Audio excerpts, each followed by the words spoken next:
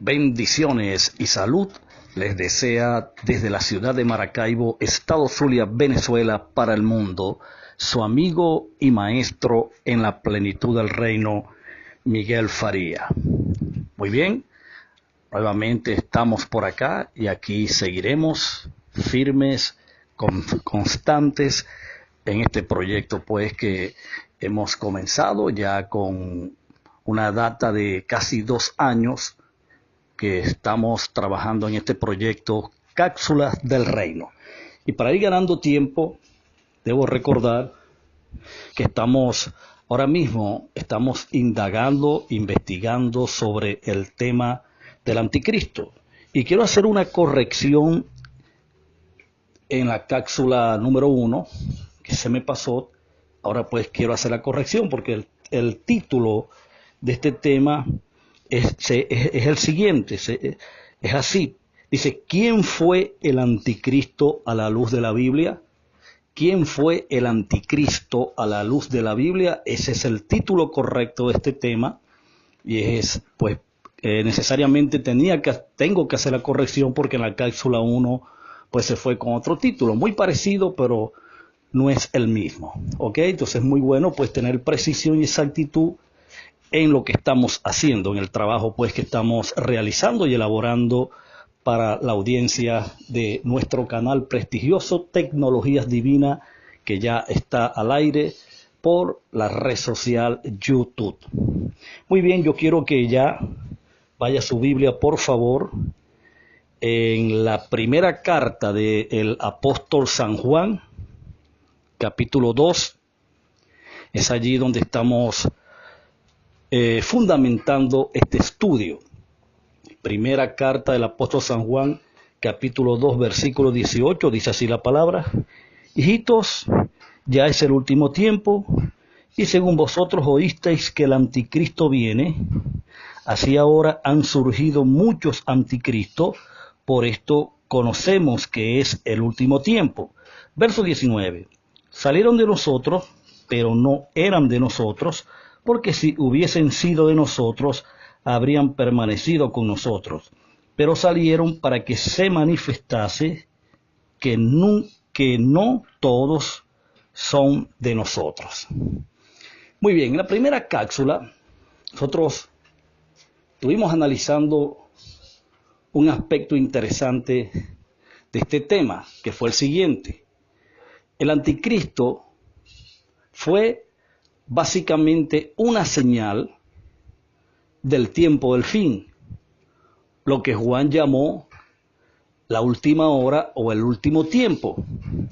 Por supuesto que para el autor del libro, que era el apóstol San Juan, y las audiencias del primer siglo, esto tenía un sentido bien claro, era algo que estaba bien familiarizado. Ellos sabían a qué se refería Juan cuando hablaba de el último tiempo o la última hora o el tiempo del fin, ya que varios apóstoles intercambian términos, pero para referirse a un mismo evento que fue el final de la ley, del pacto de la ley.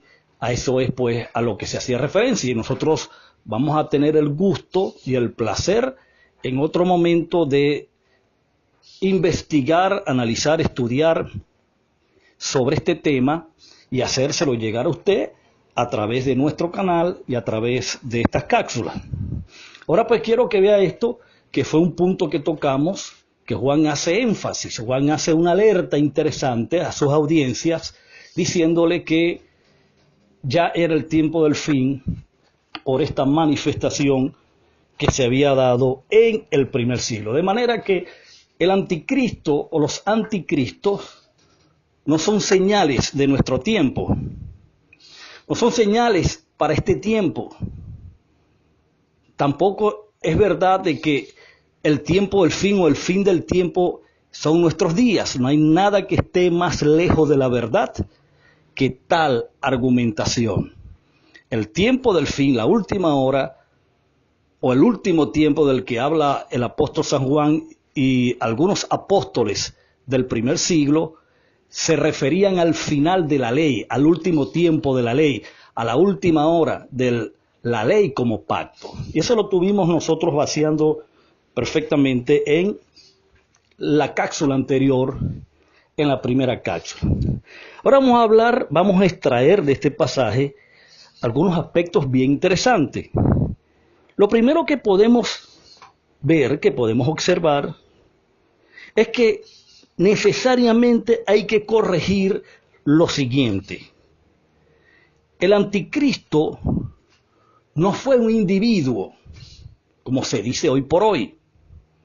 No fue alguien que sale de 10 naciones, un líder prominente, un individuo que sería la panacea, que sería el superhombre, vamos a llamarlo así, con muchas cualidades, muchas destrezas, muchas habilidades, y que él gobernaría el mundo. O sea, no es el tema bíblico.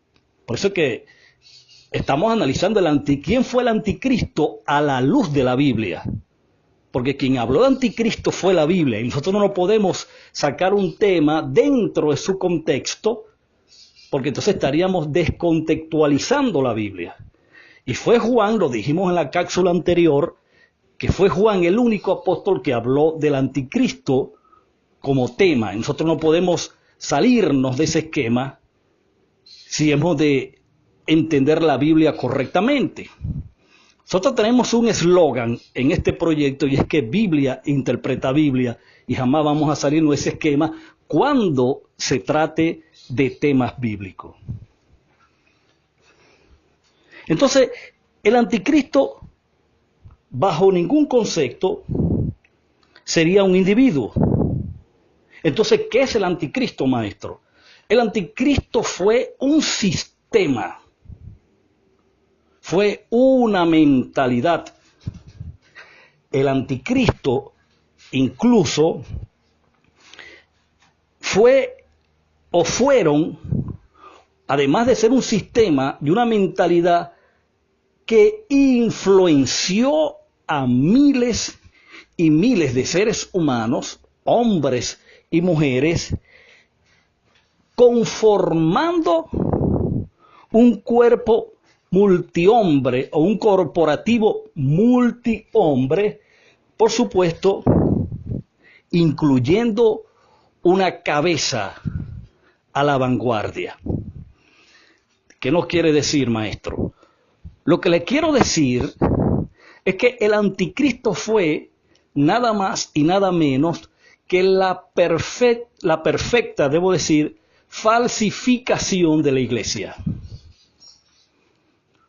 No hubo una imitación tan perfecta al carbón o una perversión imitadora de la iglesia que el sistema del anticristo. Y eso lo vamos a analizar, eso por supuesto lo vamos a estar investigando en este estudio, en estas cápsulas. Fíjate que es tan interesante esto, ahora usted va a entender la parábola que Cristo refirió cuando hablaba de la cizaña y el trigo. Para no hacerte la historia muy larga, sino ir de una vez al corazón del tema, Cristo dice que un hombre sembró cizaña en buena tierra, donde estaba sembrado el grano de trigo. Y ya usted sabe la reacción. Estos hombres, quienes cultivaban, los agricultores, se dieron cuenta y fueron a avisar al señor, pues, de la hacienda, qué sé yo, de este acontecimiento. Y el Señor, pues hablándose de Cristo, les dice de que, bueno, que un hombre malo ha sembrado cizaña, o sea, acuérdate que es una parábola, en el lugar donde estaba el trigo. Ahora, estos, digamos, agricultores resuelven, bueno, Señor, permítenos entonces ir y cortamos el trigo, cortamos la cizaña y la quemamos. Y el Señor le dice, Jesucristo le dice, no.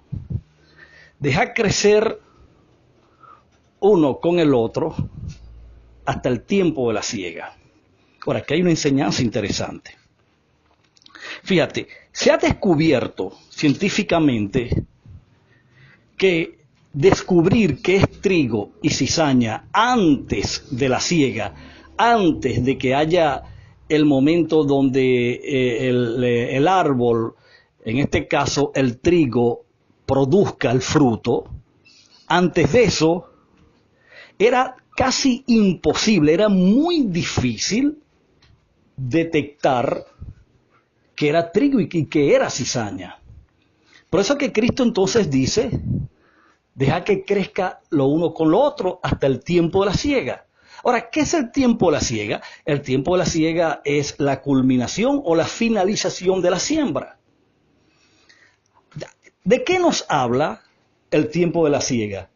¿A qué se está refiriendo el tiempo de la siega? Se está refiriendo a un final. Cristo está haciendo referencia a través de una parábola, proféticamente hablando, está hablando, pues, y valga la redundancia, del final de la ley, del final del pacto de la ley. Y exactamente eso es lo que ocurre. Fíjate que esto es paralelo y encaja perfectamente en lo que Juan nos está diciendo acá en su primera carta.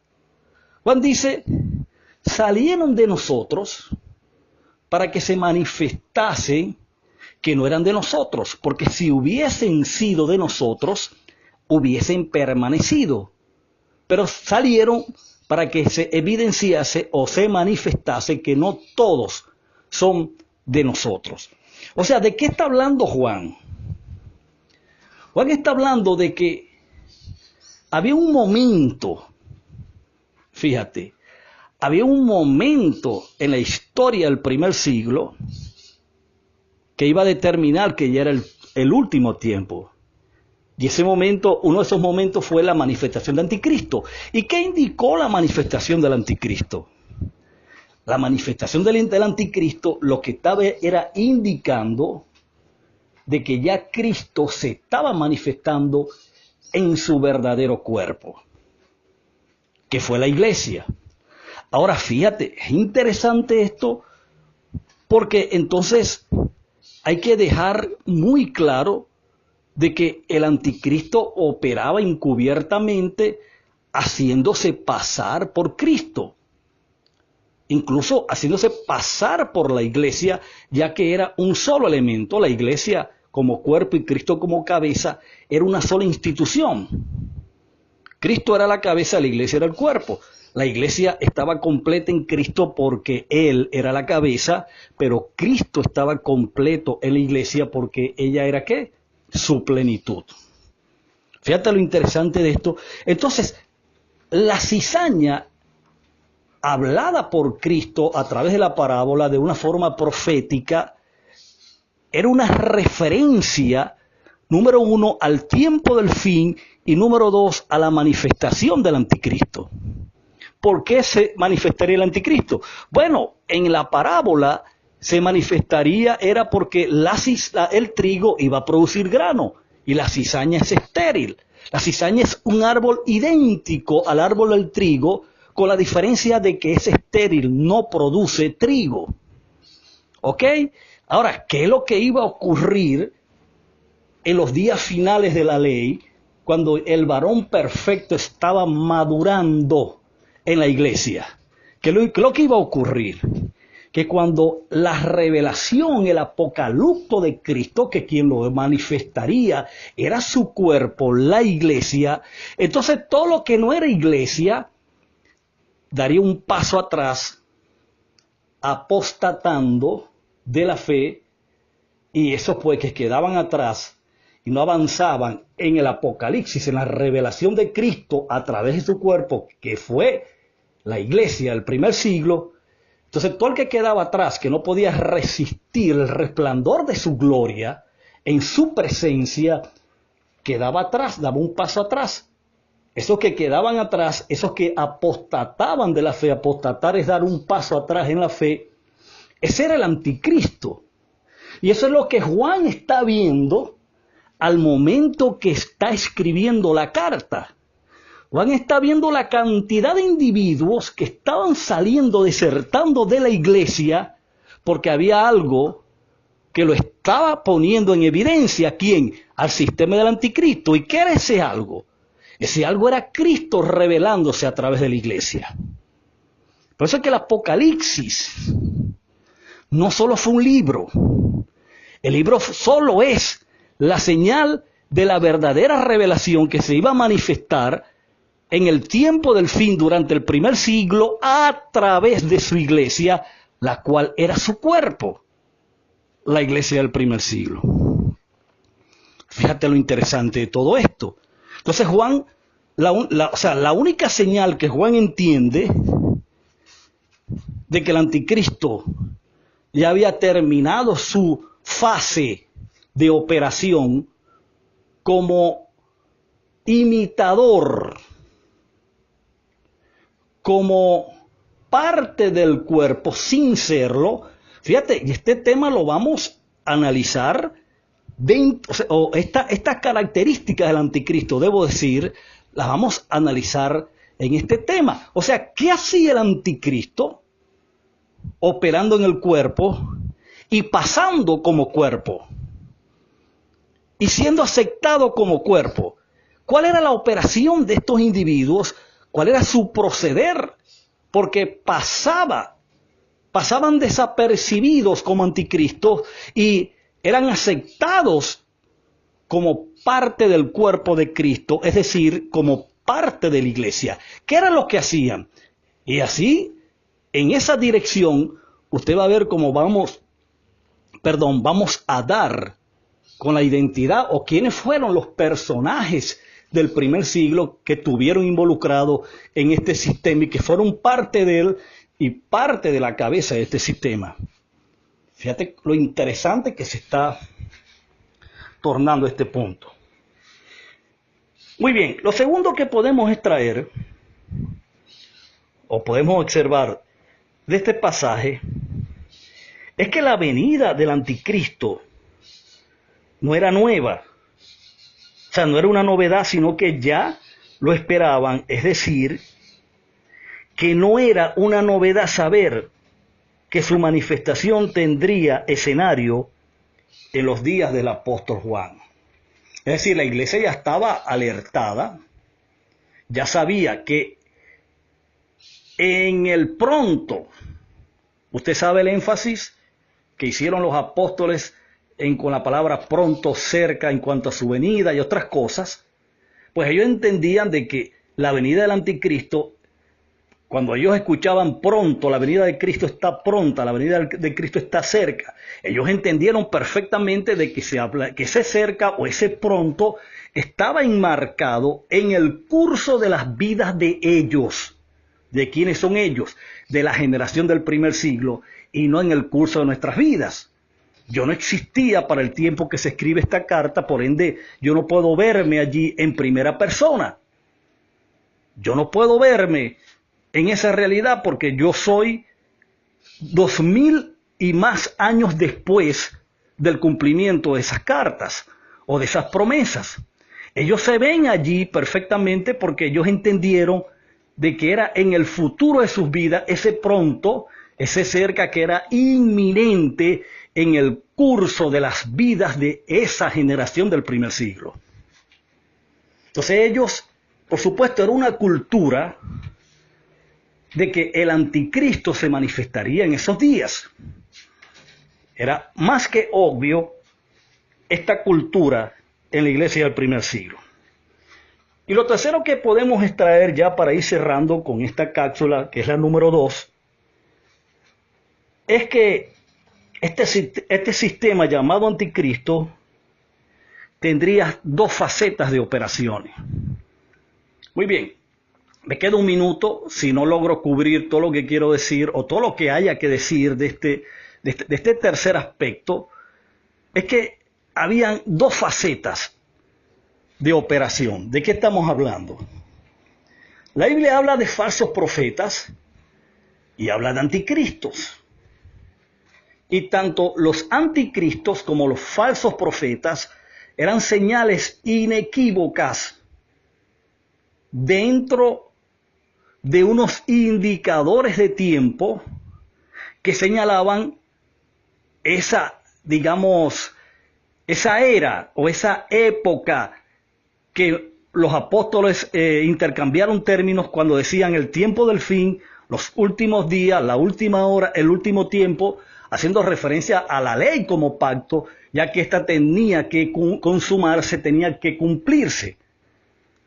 Porque acuérdate que era un pacto de sombra, y era un pacto que no iba a ser eterno, porque todo lo que tenía era sombra, y al aparecer la sustancia, la realidad de las cosas, por supuesto que lo que es sombra deja de ser, y la ley teniendo la sombra de los bienes, pues nunca la ley podía ser considerada un pacto eterno. Entonces la ley tenía que culminar, y eso fue lo que vino Cristo, a cumplirla. ¿Ok? A cumplirla.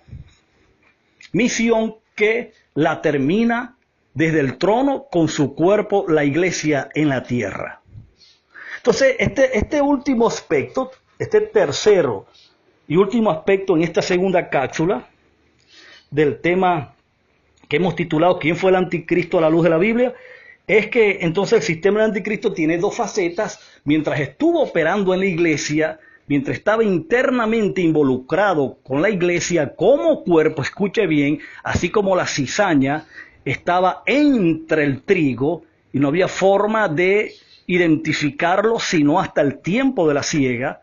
De la misma manera, el anticristo involucrado con la iglesia era pero tan similar, era tan parecido a ella, que no había manera de distinguir lo uno de lo otro, sino hasta el tiempo de la siega, hasta el final, el fin de la ley, ya próximo al final de a la consumación de la ley, cuando Cristo se revelaría a través de su cuerpo. Entonces el anticristo saldría de la iglesia, saldría del cuerpo y tomaría una segunda faceta. Estos individuos que conformaron el anticristo entrarían en una segunda faceta de operación, como lo fue falsos profetas. Muy bien, ya hemos culminado el tiempo. El que queda pues es para agradecerte por tu atención y será hasta la próxima, y prepárese que vienen cosas interesantes con respecto a este tema. Así que un abrazo a la distancia, les deseo que continúen siendo bendecidos y que tengan mucha salud, así como prosperan sus almas.